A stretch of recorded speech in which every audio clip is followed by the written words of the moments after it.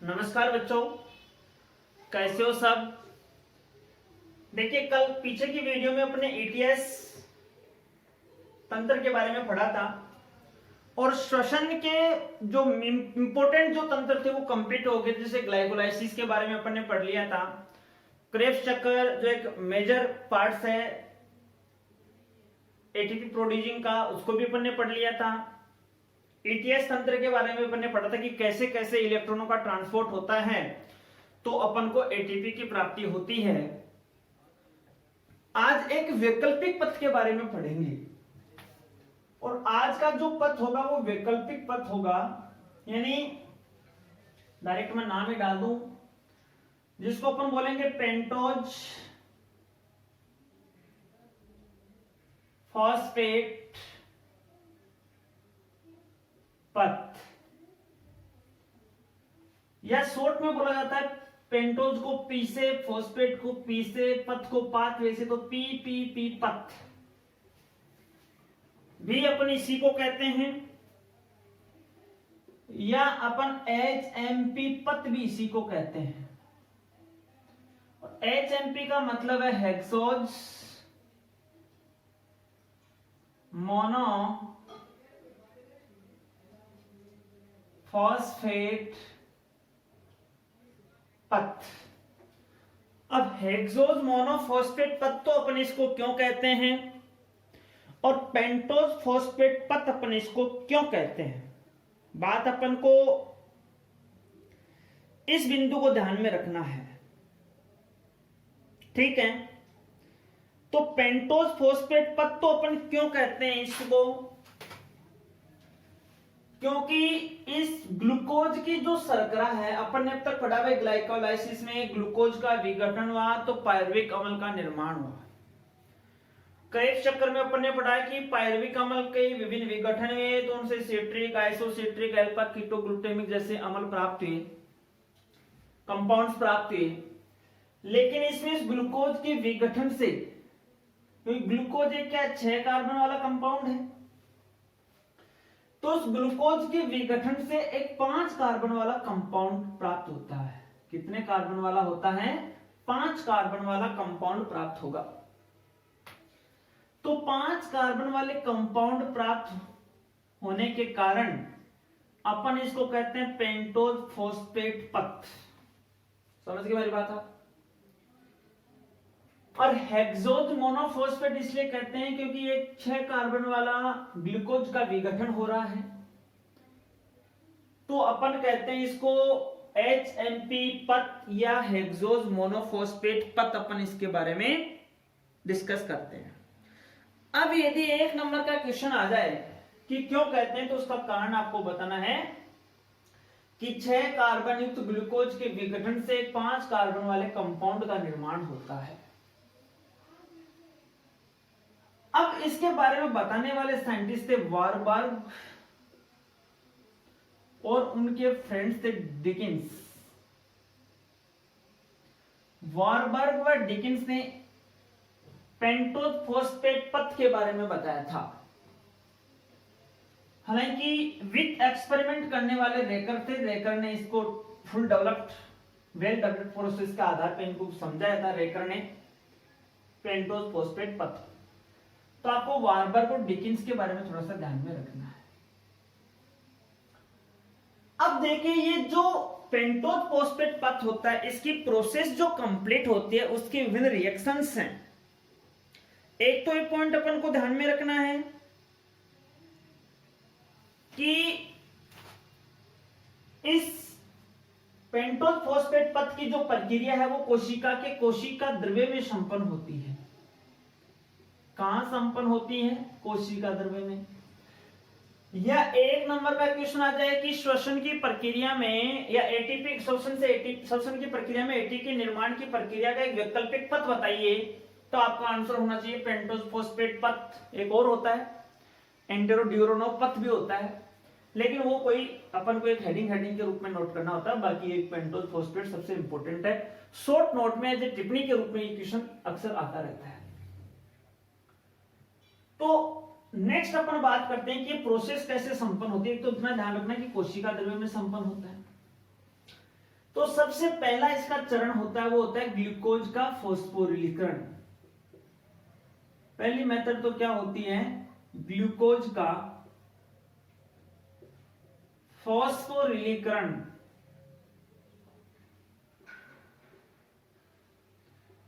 देखिए ग्लूकोज के फॉस्फोरिलीकरण की प्रक्रिया है क्या, अपने ग्लाइकोलाइसिस में भी पढ़ा था कि जो ग्लूकोज होता है, तो ग्लूकोज एक 6 कार्बन वाला कंपाउंड होता है ग्लूकोज, और इस 6 कार्बन वाले ग्लूकोज से फॉस्फोरिलीकरण की प्रक्रिया तो 6 एटीपी के मॉलिक्यूल्स यूज में आएंगे और हेक्सोकाइनेज एंजाइम की उपस्थिति में ये एज ए आइसोमर की प्रोसेस ही मान लीजिए, हेक्सोकाइनेज एंजाइम की उपस्थिति में इससे निर्माण होता है ग्लूकोज 6 फॉस्फेट का। किसका निर्माण होता है, ग्लूकोज 6 फॉस्फेट का, क्योंकि एटीपी जब टूटती है तो एडीपी और इनऑर्गेनिक फॉस्फेट का निर्माण होता है, और वो इनऑर्गेनिक फॉस्फेट कार्बन नंबर 6 पे क्या हो जाता है, जुड़ता है, और ये होगी एडीपी, और इनऑर्गेनिक फॉस्फेट कार्बन नंबर 6 पे ऐड हो गया। तो 6 एटीपी है, तो इधर मैं लिख सकता हूं एटीपी भी कितने हो जाएंगे, 6 ही होंगे, 6 ही होंगे। तो ये तो पहली रिएक्शन इसकी होगी ग्लूकोज के 6 कार्बन वाले ग्लूकोज के अणु का फॉस्फोरिलीकरण, और ये रिएक्शन तो अपनी पीछे के चक्रों में भी क्या थी, ये प्रोसेस कंटिन्यू चल रही थी। लेकिन नेक्स्ट रिएक्शन आप देखिए कि ये जो ग्लूकोज 6 फॉस्फेट है, इस ग्लूकोज 6 फॉस्फेट से निर्माण होता है, आगे की अपन प्रोसेस पढ़ेंगे, ग्लूकोज 6 फॉस्फेट का हो जाएगा ऑक्सीकरण। तो सेकंड चरण होगा ग्लूकोज 6 फॉस्फेट का ऑक्सीकरण। अब देखिए ऑक्सीकरण की प्रक्रिया कैसे होगी। तो ये जो ग्लूकोज 6 फॉस्फेट था, ग्लूकोज 6 फॉस्फेट, इस ग्लूकोज 6 फॉस्फेट से 6 NADP के जो मॉलिक्यूल्स होंगे वो रिएक्ट होंगे इस प्रोसेस के अंतर्गत, और एज ए अपचय की प्रोसेस है, तो 6 NADP, और ये प्रक्रिया होगी डिहाइड्रोजिनेज एंजाइम की उपस्थिति में, डिहाइड्रोजिनेज एंजाइम की उपस्थिति में होगी। हालांकि ग्लूकोज 6 फॉस्फेट डिहाइड्रोजिनेज होता है, और ये डिहाइड्रोजिनेज की उपस्थिति में प्रोसेस होगी। तो इस ग्लूकोज 6 फॉस्फेट से अपन ने ग्लाइकोलाइसिस में पढ़ा था कि भाई फॉस्फोग्लिसरिक एसिड का निर्माण होता है, लेकिन यहां फॉस्फोग्लिसरिक एसिड का निर्माण न होकर के यहां 6 कार्बन वाले फॉस्फोग्लिसरिक एसिड न होकर फॉस्फोग्लूकोनिक एसिड का निर्माण हो जाएगा। किसका निर्माण हो जाएगा, फॉस्फोग्लूकोनिक अम्ल का निर्माण हो जाएगा, और 6 NADP है तो हो जाएगा डिहाइड्रोजनेज, तो 6 NADPH2 का निर्माण हो जाएगा। ये सेकेंड रिएक्शन हुई, ग्लूकोज के ऑक्सीकरण की रिएक्शन हो गई। लेकिन जब अपन थर्ड रिएक्शन की बात करते हैं तो फॉस्फोग्लूकोनिक अम्ल का क्या होना है, वो ऑक्सीकारी विकार्बोक्सीकरण होना है थर्ड रिएक्शन में। थर्ड रिएक्शन यहां पे कौन सी होगी कि ये जो फॉस्फोग्लूकोनिक अम्ल है, अब इसका ऑक्सीकारी विकार्बोक्सीकरण होना है, और विकार्बोक्सीकरण की प्रक्रिया में आपको पता है भाई ये भी 6 कार्बन का कंपाउंड है, ये भी 6 कार्बन का एक कंपाउंड बन रहा है, ये भी 6 कार्बन का एक कंपाउंड है और ये भी 6 कार्बन का एक कंपाउंड बन रहा है फॉस्फोग्लूकोनिक अम्ल। तो जब इसका विकार्बोक्सीकरण होगा तो यहां से एक कार्बन CO2 के रूप में क्या हो जाएगी, निष्कासित हो जाएगी। तो हेडिंग हो जाएगी आपकी फॉस्फो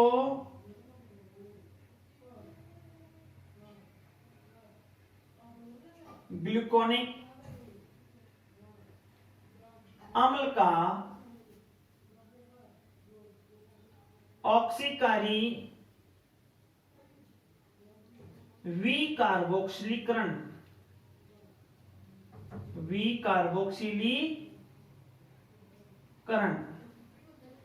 ये अपनी नेक्स्ट रिएक्शन हो जाएगी पेंटोज फॉस्फेट पथ की। अब देखिए इसका ऑक्सीकारी विकार्बोक्सीकरण की प्रक्रिया होती कैसे वो अपन देखते हैं। तो क्रियाधार के रूप में क्या आ रहा है, 6 कार्बन युक्त फॉस्फोग्लूकोनिक एसिड, या अपन ये कह सकते हैं कि 6 फॉस्फोग्लूकोनिक एसिड आएगा और 6 फॉस्फोग्लूकोनिक एसिड आएगा। तो यहां पे देखिए कि ये 6 कार्बन वाला है तो 6 फॉस्फोग्लूकोनिक एसिड आ जाएगा। तो क्रियाधार के रूप में आ जाएगा 6 फॉस्फो ग्लूकोनिक अम्ल है। अब ये जो 6 फॉस्फोग्लूकोनिक अम्ल है ये वही डिहाइड्रोजिनेज एंजाइम की उपस्थिति में क्रिया कर, लेकिन यहाँ डिहाइड्रोजिनेज कौन सा होगा, क्रियाधार के रूप में हो जाएगा। तो फॉस्फोग्लूकोनिक डिहाइड्रोजिनेज, तो मैं नोट कर दूं फॉस्फो ग्लूकोनिक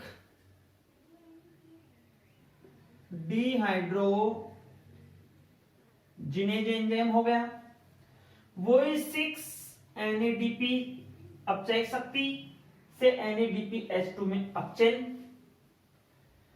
तो एक यहां से विकार्बोक्सीकरण की प्रक्रिया हो रही थी, मतलब कार्बन का कार्बन डाइऑक्साइड के रूप में यहां से क्या हो रहा है, विकार्बोक्सीकरण हो रहा है। तो इस विकार्बोक्सीकरण की जो प्रक्रिया हो रही है इस प्रोसेस में अपन ये पॉइंट नोट करते हैं कि यहां एक 5 कार्बन वाला कंपाउंड बनता है राइबुलोज 5 फॉस्फेट। क्या बनता है, राइबुलोज 5 फॉस्फेट बनता है और 6 NADP से निर्माण हो जाएगा 6 NADPH2 का। तो ये 6 कार्बन का कंपाउंड था और ये यहां पे जो कंपाउंड बनेगा वो कितने कार्बन का है, 5 कार्बन का है। तो आपने पूरी प्रोसेस में नोट क्या किया कि अपन ने यही तो पढ़ा कि भाई अपन इसको पेंटोज फॉस्फेट पथ क्यों कहते हैं। तो अपना आंसर था कि एक 6 कार्बन वाले ग्लूकोज का जब विघटन होता है, जो ग्लूकोज एक शर्करा का रूप है, तो उसके विघटन से एक 5 कार्बन वाले कंपाउंड का निर्माण होता है जिसका नाम है राइबुलोज 5 फॉस्फेट। इस पूरी की पूरी 3 चरण की प्रक्रिया हुई पेंटोज फॉस्फेट पथ की या हेक्सोज मोनोफॉस्फेट पथ की। तो पहले चरण की प्रक्रिया हुई ग्लूकोज का फॉस्फोरीकरण, जिसमें आपने पढ़ा ग्लूकोज या ग्लूकोज 6 ATP के मॉलिक्यूल्स को यूज करेगा और ग्लूकोज 6 फॉस्फेट से ADP यानी हेक्सोकाइनेज एंजाइम की उपस्थिति में ग्लूकोज 6 फॉस्फेट का निर्माण हो जाएगा। सेकंड, ये जो ग्लूकोज 6 फॉस्फेट था इसकी ऑक्सीकरण की प्रोसेस हो रही थी। तो ऑक्सीकरण की प्रोसेस में आपको पता है हाइड्रोजन मॉलिक्यूल्स के निष्कासन की प्रक्रिया होती है। तो हाइड्रोजन मॉलिक्यूल्स के निष्कासन की प्रोसेस हो रही थी। उस प्रोसेस में ग्लूकोज 6 फॉस्फेट है वो 6 NADP के मॉलिक्यूल्स को यूज करेगा और ग्लूकोज 6 फॉस्फेट डिहाइड्रोजिनेज एंजाइम की उपस्थिति में एक 6 कार्बन युक्त 6 फॉस्फोग्लूकोनिक अम्ल का क्या हो रहा था, निर्माण हो रहा था। इस चरण में कितने NADPH2 के रूप में अपन को ऊर्जा प्राप्त हो रही है, 6। और सेम ही अपन नीचे की रिएक्शन में देखते हैं जिसमें है कि फॉस्फोग्लूकोनिक अम्ल का ऑक्सीकारी विकार्बोक्सीकरण हो रहा है। ऑक्सीकरण विकार्बोक्सीकरण की प्रोसेस हो रही है, तो दोनों प्रक्रियाएं क्या हो रही है, बिल्कुल साथ साथ हो रही हैं। तो इसमें 6-फॉस्फोग्लूकोनिक जो अम्ल था वो 6-NADP से और फॉस्फोग्लूकोनिक डिहाइड्रोजनेज एंजाइम की उपस्थिति में जब विकार्बोक्सीकरण होता है तो एक कार्बन मॉलिक्यूल कार्बन डाइऑक्साइड के रूप में क्या हो जाएगा, निष्क्रिय। क्योंकि भाई श्वसन के प्रोसेस में CO2 का निष्कासन होता है, तो एक 5 कार्बन वाले राइबोलोज 5-फॉस्फेट का क्या हो जाएगा, निर्माण हो जाएगा। इस पूरी प्रक्रिया में देखिए कुल एटीपी के मॉलिक्यूल्स की अपन बात करते हैं कि भाई कुल एटीपी कितने प्राप्त हुए अपन को। तो देखिए 6-NADPH2 यहां पे है और 6-NADPH2 यहां पे है, तो कितने हो गए टोटल NADPH2 हो गए 12 है। और आपको बताया हुआ है कि टोटल 12 NADPH2 का इसमें क्या हुआ, निर्माण हुआ।